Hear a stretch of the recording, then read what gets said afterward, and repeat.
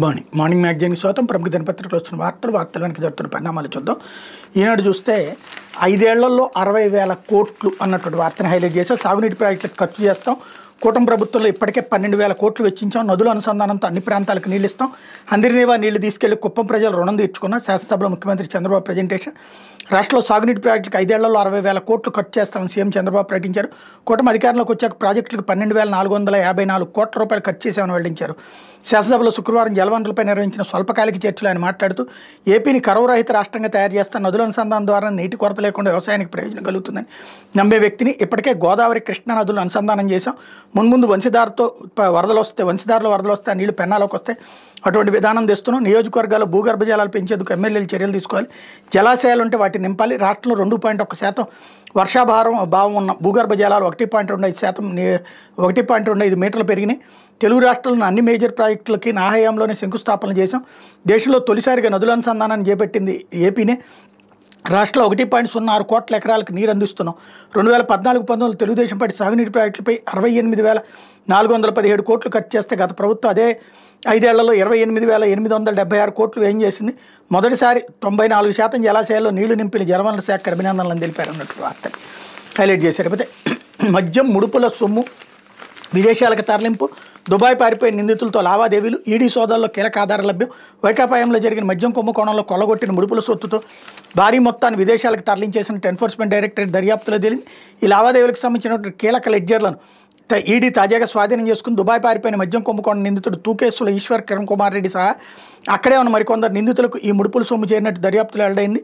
ఈ మేరకు పలు డొల్ల కంపెనీల ప్రతినిధులతో వాళ్ళు చేసిన వాట్సాప్, టెలిగ్రామ్ చాట్స్ వివరాలు ఈడీకి లభ్యమయ్యాయి. ఏపీ, హైదరాబాద్, బెంగళూరు, చెన్నై, తంజావూరు, రాయ్పూర్, ఢిల్లీ, సూరత్లోని మొత్తం 20 ప్రాంతాలు గురువారం ఈ ఏకకాలంలో సోదాలు నిర్వహించిన ఈడీ అధికారులు మద్యం ముడుపు లావాదేవీలకు సంబంధించిన కీలక ఆధారాలు స్వాధీనం చేసుకున్నారంటూ అతన్ని హైలైట్ చేశారు. ఇప్పుడు తెలుగుదేశం పార్టీలోకి 3 వైకాపా ఎమ్మెల్సీలు చంద్రబాబు సమక్షంలో చేరిన రాజశేఖర్, కళ్యాణ్ చక్రవర్తి, పద్మశ్రీ వైకాపాలో కూలీ బతుకు వద్దనుకునే తెలుగుదేశం పార్టీలో చేరమన్న ఎమ్మెల్సీలు. వైకాపా ఎమ్మెల్సీలు మర్రి రాజశేఖర్, బల్లి కళ్యాణ్ చక్రవర్తి, కర్రి పద్మశ్రీ తెలుగుదేశం పార్టీలో చేరారు. ఉండవల్లి నివాసులు శుక్రవారం సీఎం చంద్రబాబు వాళ్ళకి తెలుగుదేశం పార్టీ కండవాలు కప్పి పార్టీలోకి ఆహ్వానించారు, వాళ్ళకి శుభాకాంక్షలు చెప్పారు.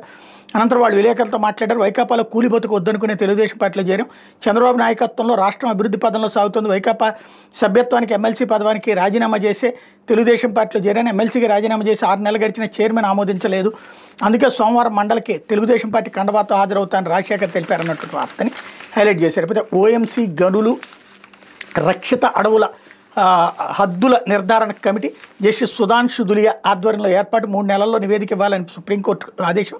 ఆంధ్రప్రదేశ్, కర్ణాటక సరిహద్దులో ఓబులాపురం మైనింగ్ కంపెనీకి ఇచ్చిన ఇనప గనులు, రక్షిత అటవీ ప్రాంత హద్దులను క్షేత్రస్థాయిలో ఖరారు చేయడానికి సుప్రీంకోర్టు మాజీ న్యాయమూర్తి జస్టిస్ సుధాంశు దులియా ఆధ్వర్యంలో 5 సభ్యుల కమిటీని ఏర్పాటు చేసి సుప్రీంకోర్టు శుక్రవారం ఉత్తర్వులు ఇచ్చింది. 3 నెలల్లో నివేదిక సమర్పించాలని గడువు విధించింది. తదుపరి విచారణ జనవరికి వాయిదా వేసింది. కమిటీలో కేంద్ర సాధికార సమితి సభ్యుడు, ఆంధ్రప్రదేశ్ గనులు, పర్యావరణ అటవీ శాఖ కార్యదర్శులు లేదా వాళ్ళు ప్రతిపాదించిన వాళ్ళు ఉంటారన్నటువంటి వార్తని హైలైట్ చేశారు. లేకపోతే సాక్షి వచ్చేటప్పటికి ముందు అన్నీ కూడా ఈ అడ్వర్టైజ్మెంట్లు, జిఎస్టీ అడ్వర్టైజ్మెంట్లు బాగా తగ్గిపోయినాయో అన్నటువంటి కాన్సెప్ట్ బాగా వస్తుంది. లేకపోతే పీపీపీపై ప్రజాగ్రహం అంటూ పోలీసులు అడ్డుకుంటున్న కదం తొక్కిన జనం. వైఎస్ఆర్సీపీ చలో మెడికల్ కాలేజీ కార్యక్రమం విజయవంతం. వైఎస్ జగన్ పిలుపుతో పెద్ద సంఖ్యలో పాల్గొన్న విద్యార్థులు, యువత అడ్డుకోవడానికి అధికార దుర్వినియోగానికి పాల్పడిన కూటమి సర్కార్. వైఎస్ఆర్సీపీ నేతల నిర్బంధం, కేసులు బనాయిస్తామంటే బెదిరింపులు, వాటిని లెక్క చేయక మెడికల్ కాలేజీల వరకు కొనసాగిన భారీ ర్యాలీలు. సర్కార్ నిర్ణయాన్ని నిరసిస్తూ పెద్ద ఎత్తున పాల్గొన్న ప్రజలు. ర్యాలీలను భగ్నం చేసేందుకు పలు చోట్ల లాఠీలు హుళిపించిన పోలీసులు. అయినా వెనక్కి తగ్గక మెడికల్ కాలేజీల వద్దకు వెళ్లి నిరసన. ప్రభుత్వ మెడికల్ కాలేజీల ప్రైవేటీకరణ రద్దు చేయాలని డిమాండ్ అన్నటువంటి వార్తని హైలైట్ చేశారు. అట్లాగే నిరసన తెలిపే హక్కును కాల రాస్తారంటూ జగన్ స్టేట్మెంట్. శాంతియుత ఆందోళనకు ఎందుకు పాసిఫికంగా అడ్డుకోవాలనుకుంటున్నారంటూ ప్రశ్నని హైలైట్ చేశారు. అయితే మెడికల్ కాలేజీలపై మండలిలో ఆందోళన, పీపీపీ విధానంపై చర్చకు వైఎస్ఆర్సీపీ వాయిదా తీర్మానం తిరస్కరించిన చైర్మన్. చర్చ జరగాల్సిందని పట్టుబట్టిన వైఎస్ఆర్సీపీ. పోడియం వద్ద ప్రతిపక్ష సభ్యుల ఆందోళన, ప్రైవేటీకరణ వెంటనే రద్దు చేయాలని 2 సార్లు సభ వాయిదా వేసినా తిరిగి అదే పరిస్థితి. ఒకనొక దశలో పోడియం వద్ద టీడీపీ, వైఎస్ఆర్సీపీ సభ్యుల పోటాపోటీ నినాదాలు, గంట సేపు కూడా సాగని కౌన్సిల్ అన్నటువంటి వార్తని హైలైట్ చేశారు. అట్లాగే బాబు సంపద సృష్టికర్త కాదు దోపిడీకర్త అంటూ ప్లకార్డులు చేతబట్టి ఎమ్మెల్సీల ర్యాలీ అన్నటువంటి వార్తని హైలైట్ చేశారు. అయితే మద్యం డాన్ మరో డ్రామా. మద్యం అక్రమ కేసులో బాబు సర్కార్ రోజుకో కొత్త నాటకం. వైఎస్ అనిల్ రెడ్డి కార్యాలయాలు సిట్ సోదాలు, లేని కుంభకోణం ఉన్నట్టుగా చూపించే కుతంత్రం, కొత్త పాత్రలను తెరపైకి తెస్తూ దుష్ప్రచారం. రాజకేశిరెడ్డి వ్యాపార భాగస్వామి టీడీపీ ఎంపీ కేసినేంచిని అసలు మద్యం డాన్ చంద్రబాబు బాబుపై ఇప్పటికే మద్యం కేసులు ఉన్నాయి, వాటి సంగతి ఏమైంది? 14-19 టీడీపీ హయాంలో యథేచ్ఛగా దోపిడీ ఆధారాలతో సహా నిగ్గు తేల్చిన సిఐడి. చంద్రబాబు కొల్లు రవీంద్రపై ఎఫ్ఐఆర్ నమోదు, ఆ కేసులో ఇప్పటికీ బెయిల్పైనే ఉన్న చంద్రబాబు. వాటిని కప్పుచ్చుకునేందుకే చంద్రబాబు కొత్త డ్రామా అన్నటువంటి వార్తని హైలైట్ చేశారు. లేకపోతే ఆరోగ్యశ్రీ బకాయిలు 2725 కోట్లు ఉన్నమాట నిజమే, శాసనసభలో వైద్యారోగ్య శాఖ మంత్రి సత్యకుమార్ స్టేట్మెంట్ హైలైట్ చేశారు. లేకపోతే పవన్ కళ్యాణ్ అందుబాటులో ఉండటం లేదు అంటూ సమస్యలు చెప్దామంటే ఆయన దొరకడం లేదు, కాలుష్య నియంత్రణలో పీసీబీ విఫలమైంది, టీడీపీ ఎమ్మెల్యే బోండా ఉమా వార్తని హైలైట్ చేశారు. అట్లాగే నేను ఇలాంటి సమస్యలు 100 చెప్పగలను, ఉమా తన వ్యాఖ్యలు ఉపసంహరించుకోవాలి, డిప్యూటీ సీఎం పవన్ కళ్యాణ్ ఘాటు స్పందన అన్నటువంటి వార్తని హైలైట్ చేశారు. ఏదైతే అసెంబ్లీలో వీళ్ళిద్దరి మధ్యన జరిగిన కాన్వర్సేషన్ ఓ రకంగా కూటమిలో ఉన్నటువంటి ఇద్దరి మధ్యన ఒక రకమైనటువంటి గొడవ జరిగింది అన్నటువంటి పాయింట్ని సాక్షి హైలైట్ చేస్తూ ఆ వార్తను డీటెయిల్డ్గా రాసుకొచ్చింది. అసలు రాష్ట్రంలో కాలుష్య నియంత్రణ మండలి ఉందా లేదా, అందులో సభ్య కార్యదర్శి టాస్క్ ఫోర్స్ ఎక్కడ పనిచేస్తున్నట్టు కనిపించడం లేదు, ఏదైనా పని మీద వెళ్తే డిప్యూటీ సీఎం పవన్ కళ్యాణ్ పేరు చెప్తున్నారు, ఆయన ఆఫీస్ నుంచి చెప్పాలంటున్నారు, కలుద్దామంటే ఆయన అందుబాటులో ఉండటం లేదు, దీనిపై ఆయన పవన్ ఉద్దేశిస్తూ మాట్లాడాలి, ఆయన కలవట్లేదని డైరెక్ట్గా చేయమని చెప్తున్నారు అని Vijayawada central TDP MLA Bonda Umamaheswara శుక్రవారం శాసనసభలో చేసిన విమర్శలు కలకలం రేపే. అసెంబ్లీ సమావేశంలో 2వ రోజు శుక్రవారం బోండా ఉమా మాట్లాడుతూ పీసీబీ చైర్మన్ కృష్ణయ్య రాంకీ పరిశ్రమను పరిశీలించారు, విశాఖలో ఫార్మా కంపెనీలు వ్యర్థాలను సముద్రంలోకి వదులుతున్నాయి, సీఎం ఆదేశించిన పీసీబీ చర్యలు తీసుకోలేదు, విజయవాడలో పీసీబీ ఉండి పట్టించుకోవట్లేదు, డిప్యూటీ సీఎంను కోరుతున్నాం, పీసీబీని కొంచెం పనిచేసే విధంగా మందలించాలి, ఏదైనా వినతిని చైర్మన్ వద్దకు తీసుకెళ్తే ఇలాంటి చాలామంది ఎమ్మెల్యేలు తెచ్చారని మాట్లాడుతున్నారు, అది సరికాదు, పెద్ద పెద్ద చేపలను పట్టుకోండి, పెద్దలను ఎందుకు వదిలేశారు సమాధానం చెప్పండి అంటూ బోండా వ్యాఖ్యలు చేశారు. పెద్దవాటిని వదిలేసి చిన్న చిన్న కంపెనీలకు 100 కారణాలు చూపుతూ ఎన్జీటీ ఒప్పుకోలేదని, డిప్యూటీ సీఎం అంగీకరించలేదని వాళ్ళ పేర్లు ఉపయోగిస్తున్నారంటూ ఆరోపించారు. బోండా విమర్శలపై డిప్యూటీ సీఎం పవన్ కళ్యాణ్ ఘాటుగా స్పందించారు. సభ్యులు నిందలు వేయడం సరికాదన్నారు, పీసీబీలో ఉద్యోగుల కొరత చాలా ఉంది, పెరుగుతున్న కాలుష్యాన్ని పర్యవేక్షించడానికి తగినంత మంది లేరు, ఇందులో అవకతవకలు లేదా అంటే తొలుత మున్సిపాలిటీలు అర్బన్ బాడీలు పనిచేయాలి, ప్రతి నేరుగా పీసీబీతో ముడిపెట్టడం సరికాదు, ఆయన ఎమ్మెల్యే బోండా ఉమా సరిదిద్దుకోవాలి, సిబ్బంది అందుబాటులో ఉండరు అనడం సరికాదు, వాస్తవంగా సామాన్యులకు కాదు పీసీబీ పరిశ్రమలకు మాత్రమే అనుకుంటారు, ఎవరైనా కార్యాలయానికి వచ్చి ఫిర్యాదు చేసే అవకాశం ఉండేలా చేశామని తీవ్ర స్వరంతో బదిలిచ్చారు. రామ్కీ సంస్థకు షోకాజ్ ఇచ్చి చర్య తీసుకుంటున్నట్టు చెప్పారు. వ్యర్థాలు వదులుతున్నామంటూ పరిశ్రమలపై కఠిన చర్యలు తీసుకుంటే ఎన్ని మూతపడతాయో తెలియదు, వెంటనే బ్యాన్ చేయాలంటే కొన్ని కుటుంబాలు రోడ్డును పడతాయి, రామ్కీయే కాదు ఇట్లాంటి 100 పరిశ్రమల పేర్లు చెప్పగలను, సీఎం సైతం రెగ్యులేటరీ బాడీగా ఉండాలి తప్ప ఎన్ఫోర్స్మెంట్ చేయాలంటే ఇబ్బంది ఏర్పడుతుంది, గోదావరి జిల్లాలో డెల్టా పేపర్ మిల్లుతో బలమైన పంటకాలం నాశనమైంది, ఆ పరిశ్రమను తీసేద్దామంటే ఎలా అని డిప్యూటీ సీఎం పవన్ ప్రశ్నించారు. కాలుష్యంపై ప్రత్యేక చర్చ జరగాలని సభ్యులు ప్రత్యేకంగా ఉద్దేశాలు ఆపాదించదని పవన్ అన్నారు. గత ప్రభుత్వంలో పనిచేశారని రామ్కీకి ఉద్దేశాలు అంటగట్టద్దని సూచించారు. ప్రజలు తినేసి ప్లాస్టిక్ను పడేస్తున్నారు, చంద్రబాబు మేము వెళ్ళి రోజు తీలేం అంటూ ఘాటుగా వ్యాఖ్యానించారన్నటువంటి వార్తని హైలైట్ చేశారు. లేకపోతే ఆంధ్రజ్యోతి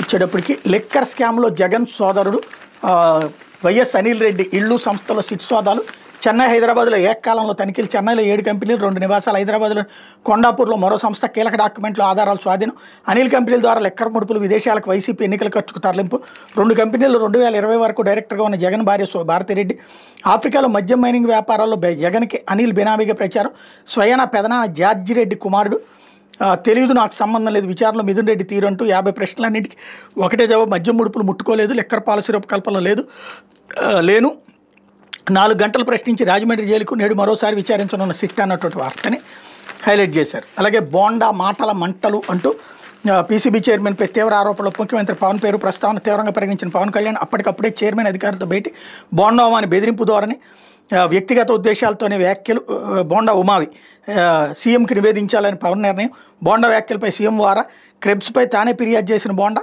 చర్యలకు సిద్ధమయ్యాక వద్దంటూ ఒత్తిడి, నేపథ్యం వివరించిన పీసీబీ అధికారులు అన్నటువంటి వార్తని హైలైట్ చేశారు. అయితే హెక్టార్కి 50,000 రూపాయల సాయం అంటూ కష్టాల్లో ఉన్న ఉల్లి రైతుకి కూటమి ప్రభుత్వం అండ, సీఎం చంద్రబాబు కీలక నిర్ణయం, మంత్రి అచ్చెన్నాయుడు వెల్లడి, ఇప్పటికే 139,000 క్వింటాలు కొనుగోలు చేశామన్నటువంటి వార్తని హైలైట్ చేశారు. అయితే పంచాయతీల ప్రక్షాళన అంటూ లోపభూయిష్ట విధానాలకు చెల్లుచీటి, 5 దశాబ్దాల సిబ్బంది నమూనాల మార్పులు, జనాభా ప్రాంతం ఆదాయ ప్రాతిపదికన గ్రేడ్లు, క్లస్టర్ విధానం రద్దు, గ్రేడ్ల వారీగా సెక్రటరీలు, సిబ్బంది సర్దుబాటుతో ఉత్తమ ఫలితాలు రాబట్టాలి, పంచాయతీలు పట్టణ స్థాయి ప్రగతి సాధించాలి, అధికారులకు డిప్యూటీ సీఎం పవన్ నిర్దేశం అన్నటువంటి వార్తని హైలైట్ చేశారు.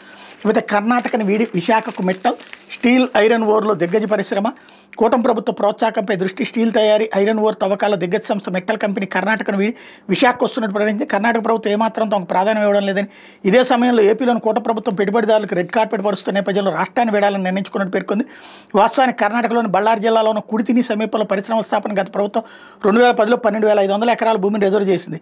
బిఎస్ యడ్యూరప్ప ముఖ్యమంత్రిగా ఉన్న సమయంలో KIADB ద్వారా ఈ భూములు సేకరించి పరిశ్రమలు కేటాయించారు. దీనిలో మెట్టల్ కంపెనీకి 2,643 ఎకరాలు కొనుగోలు చేసింది. కుడితిని, వేణి, వీరాపురం, హరగినదోని, కొలగల్లు, రాగంగవి, జానకుంట, సిద్దనహಳ್ಳಿ తదితర గ్రామాల పరిధిలో ఈ భూములు ఉన్నాయి. సేకరించిన 12,500 ఎకరాలు, 4,800 ఎకరాలను ఉత్తమ్ గాల్వా, 2,850 ఎకరాలను NMDC, 2,643 ఎకరాలు మెట్టల్ కంపెనీకి కేటాయించారు. ఆ తర్వాత ఇక్కడ పరిశ్రమ స్థాపన ప్రభుత్వం నుంచి తగిన ప్రోత్సాహం లభించలేదు. ఫలితంగా ఆ భూముల్లో ఇంతవరకు ఒక్క పరిశ్రమ కూడా ఏర్పాటు కాలేదు. ఈ నేపథ్యంలో బళ్ళారి జిల్లా కుడితిని వద్ద స్టీల్ ఫ్యాక్టరీలు నెలకొల్పాలనే ఆలోచన మెట్టల్ కంపెనీ విరమించుకుంది. ఇదే సమయంలోనే ఏపీలోని కూటమి ప్రభుత్వం పారిశ్రామికవేత్తలకు ఇస్తున్న ప్రోత్సాహాలను గుర్తించి విశాఖపట్నంలో కంపెనీ నెలకొల్పేందుకు సిద్ధమైంది. ఈ విషయాన్ని 2 రోజుల కిందటే ప్రకటించింది.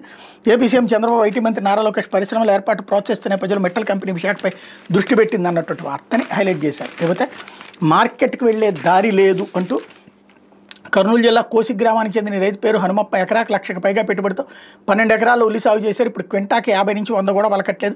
మార్కెట్ కేంద్రాన్ని తీసుకెళ్తే ప్రభుత్వ మద్దతు 1,200 చొప్పున వస్తుంది. అయితే ఉల్లి కోత, కూలీ, రవాణా, హమాలి కలిపి ఎకరాకి 25 నుంచి 30,000 ఖర్చు ఎలా భరించాలో తెలియడం లేదు. ఆ బాధలు ఎందుకని గచ్చంతలోకి ఇలా పొలంలోనే పంటను వదిలేసామన్న రైతు ఎకరో పెట్టాడు అన్నటువంటి వార్తని ఇక్కడ హైలైట్ చేశారు. అలాగే హెక్టార్కి 50,000 రూపాయల సాయం అన్నటువంటిది కూడా ఇక్కడ ప్రధానంగా హైలైట్ చేసుకొచ్చారు. ఇది దినపత్రికలో వచ్చినటువంటి వార్తలు వెనకాల జరుగుతున్నటువంటి పరిణామాలు.